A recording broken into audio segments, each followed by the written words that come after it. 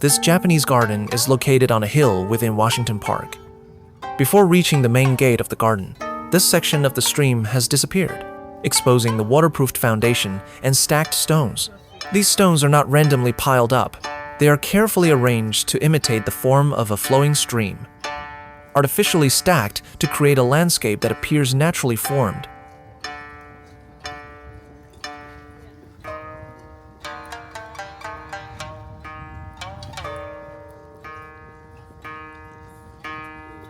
This is the main gate of the garden. The Japanese garden was designed in 1962 by Professor Takuma Tono of Tokyo Agricultural University.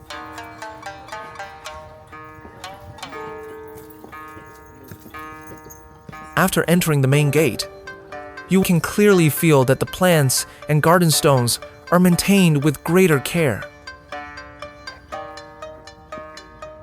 Look at the combination of these three types of stone. It creates an orderly yet rich visual variation.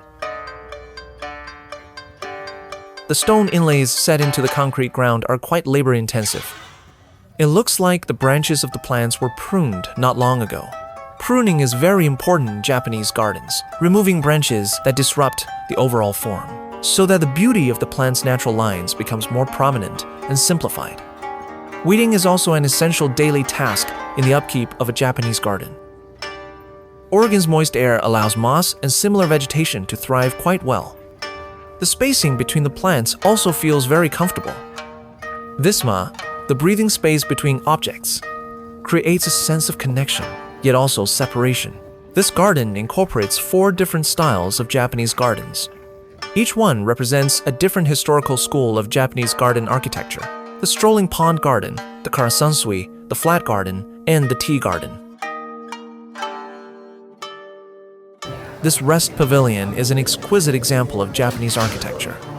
What matters most in Japanese architecture and gardens is the attention to detail in design and craftsmanship. At here, you can enjoy matcha and other beverages. Japanese tea utensils are like icons in American popular culture.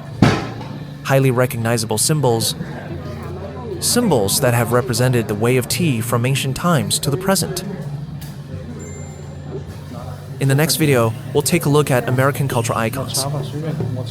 The aim here is not to practice the refined precision of tea ceremony utensils, but rather to let visitors from different places experience the tools and ways of preparing tea. This way of drinking matcha disappeared from China after the Song dynasty. Portland in July is still somewhat hot and humid, so sitting on the terrace with an iced drink feels truly pleasant. The modern minimalist staircase with straight lines, along with glass, contrasts with the garden stones and flowing water. This kind of architecture with clean, bold lines is a Western reinterpretation of ancient wooden temple architecture, changing the materials and construction methods, but preserving the ancient understanding of space. This is the D.T. Suzuki Museum in Kanazawa. Doesn't it share a similar visual language? This sculpture feels like the Chinese character for water shui.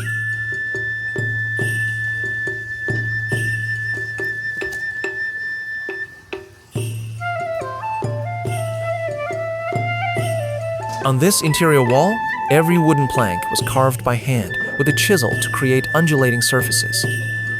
Under the light, it refracts in different ways, like ripples on water.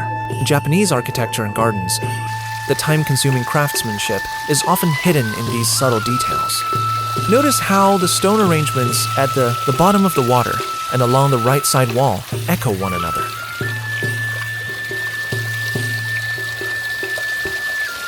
Passing through the Nezu Gate, you enter the flat garden, something usually found only at temples. The mortise and tenon wooden structure has been wonderfully preserved in Portland. If it were in Southern California, the scorching sun would have already warped the wood. The thick moss growing on the eaves looks quite charming. Japanese gardens are all about creating visual contrasts with different materials. It makes you feel the passage of time. This flat garden is similar to a Japanese Hojo garden. the wooden railings now show clearer traces of age. I remember when I came here 9 years ago, they weren't this evident.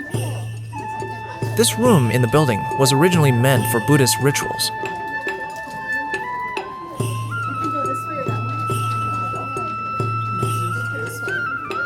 Summer in Portland is, after all, still summer. The moss is now going through the harshest season of the year.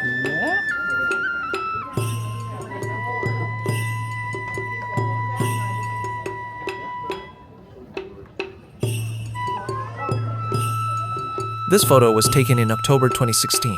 Back then, the plants were well maintained, with good form and layers of texture. Now, in the summer, things look a bit different. That is one of the meanings of time itself.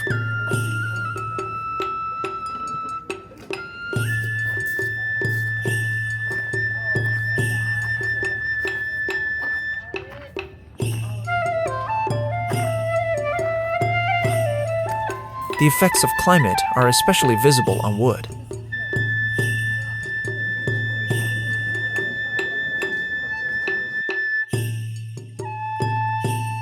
Next, we head toward the tea garden.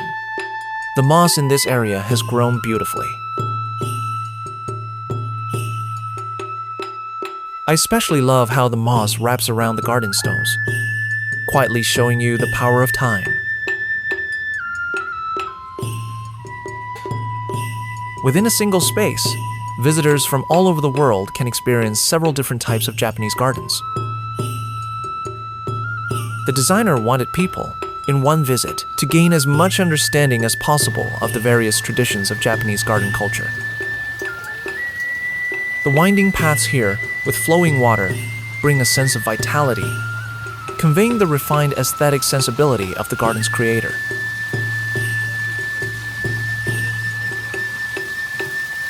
Personally, I really enjoy this strolling garden. The rhythmic arrangement of stones and the careful pruning of plants are both excellent. The entire garden is situated on a hillside. I heard this place used to be a zoo. Transporting all these stones, slabs, and timber up the hill and constructing the garden here must have been incredibly difficult. Cranes and excavators would hardly reach this height. The garden required immense manual labor, a long and arduous process, because I once built a Japanese garden in my own backyard. I understand how tough the process is. Here, people wander along the winding paths, surrounded by plants and streams. It feels as if your ego has already opened up and been set aside, merging with nature. Where there is too much sunlight, it's more difficult to maintain the moss. Some people may think that garden stones are placed randomly, but in fact, their arrangement reflects the gardener's deep understanding of beauty.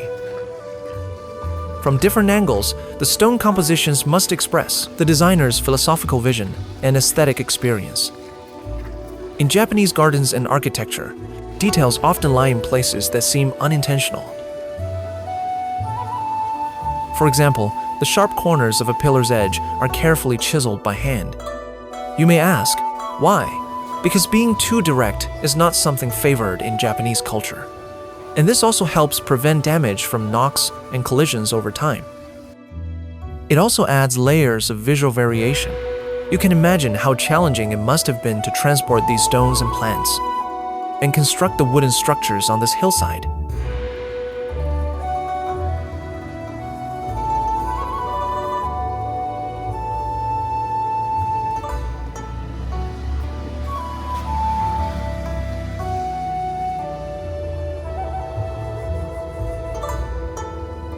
The arrangement of stones along the entire pathway is richly varied and connects so naturally that you almost don't even notice it. Think about how much time the workers spent on this.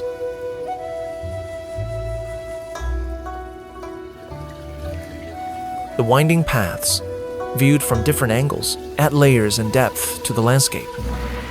The shapes and volumes of adjacent stones are all different. The source of the water flow is usually hidden.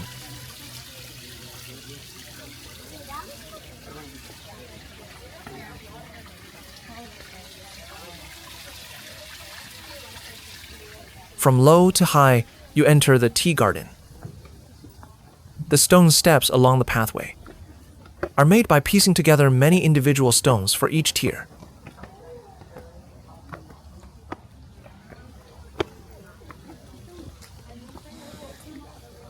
This building is the Tai Ai, where guests of the tea ceremony wait to be received by the host.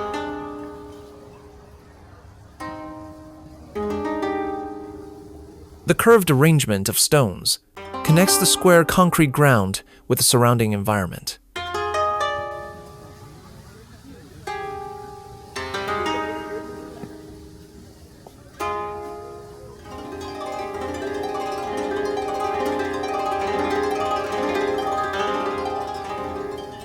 As the path rises and falls, the space gains even more variation. Pay attention to the variations in the combination of stone slabs and steps. The width of the steps has been increased, making walking more comfortable.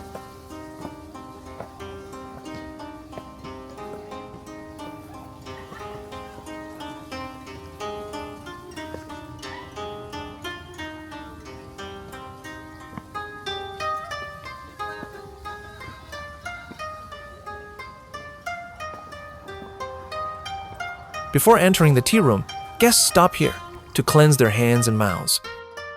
These large stones are very beautiful.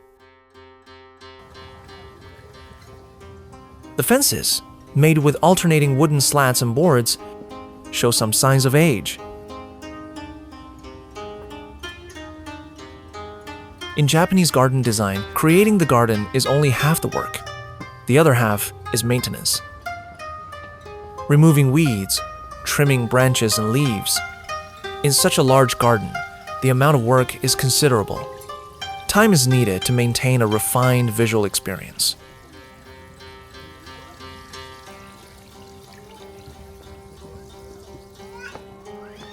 Notice these small details.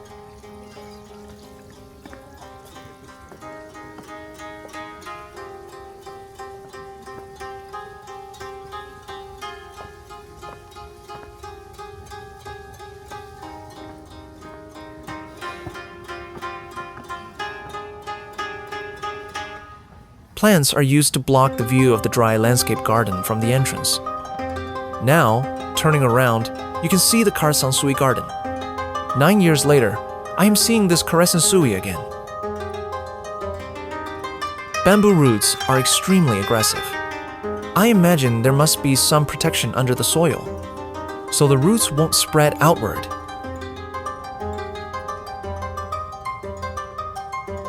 This area showcases a waterless garden, a Karasansui garden. Sometimes, understanding between cultures can be very difficult. Even now, many Westerners still think Zen is just meditation or yoga. Many years ago, D.T. Suzuki introduced Zen Buddhism to the Western world, allowing more people to understand its wisdom. Steve Jobs, the founder of Apple, was one of the few Americans who deeply grasped the essence of Zen. In my personal view, the stones in this Karasansui seem somewhat compromised in size, because transporting large stones on this hillside would have been very difficult. Now, some of the stones feel a bit small. The wave-shaped boundaries, made of beautiful Japanese tiles, are stunning. After many years, time has carved its marks in the garden. The walls are weathered and cracks have appeared. This is now 2025. This is the Karasansui garden from 2016. From the Karasansui, we now enter a true landscape garden with water. Can you feel the sense of yugen, that subtle, profound beauty? What's interesting about Japanese culture is how it incorporates the poetic sensibility of China and fuses it with Zen, allowing people to experience the transient power of time. Here's another style of stone steps along the pathway.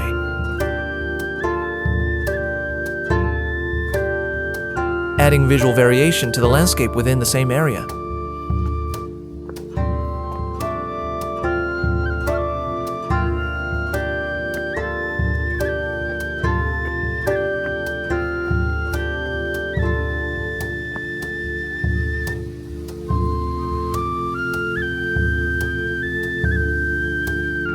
The finely crafted bamboo fence Takagaki exquisite.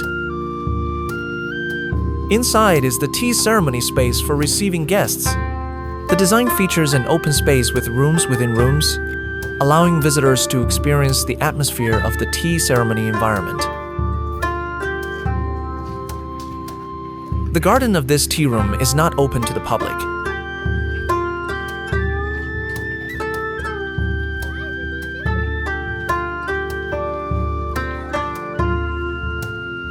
Here is another tea room space.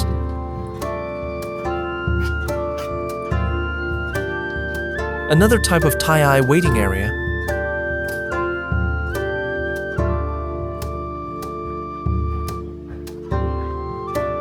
And yet another style of pathway paving.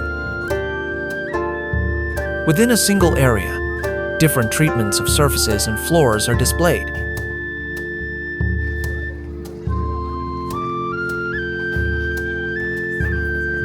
It has been a long time since I last saw moss on the plants.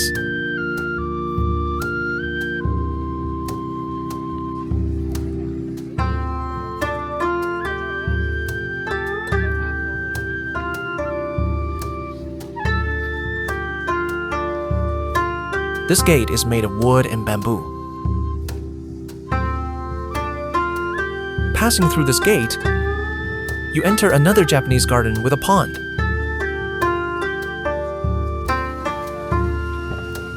Probably because it's quite warm during the summer.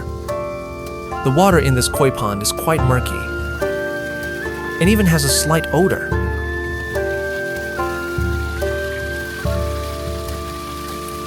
Americans also really like koi, you know.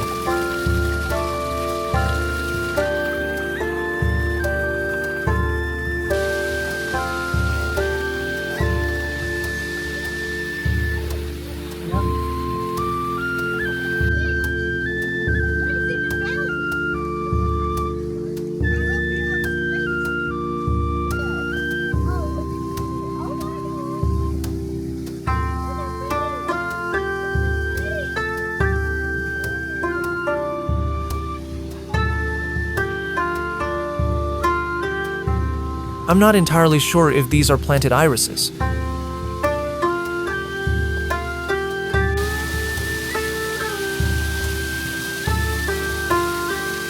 This is what it looks like now in 2025. And this is how it looked in 2016. Part changed a lot?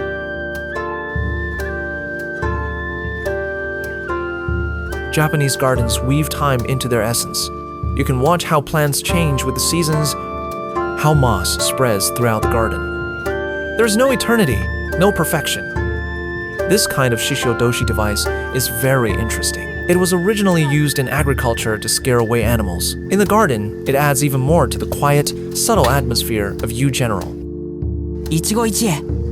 Thank you for watching. See you next time.